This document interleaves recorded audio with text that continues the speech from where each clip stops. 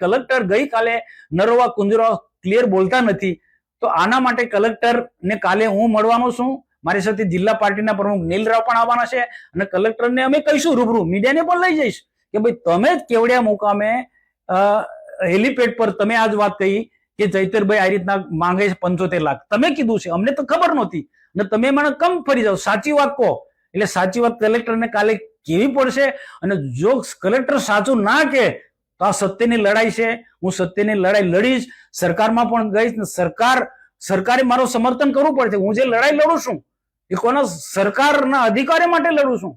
સરકાર પર જે બેફામ ગાળો દે છે સરકારના મંત્રીઓને, એની સામે, એવા ધારાસભ્યની સામે લડું છું. તો સરકારે મને મદદરૂપ થવું પડશે. મારી સાથે ન્યાય સરકારે કરવો, એવી કમિટી બનાવો. આખી સરકારી કમિટી બનાવવી જોઈએ. આખી તપાસ સમિતિ મૂકો.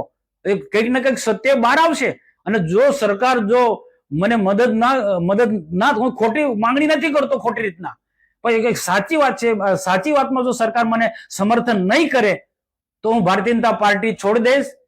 અને સરકાર, જે સરકારનો વર્ષોથી મને વિશ્વાસ છે એ સરકાર પર હું ભરોસો નહીં રાખું.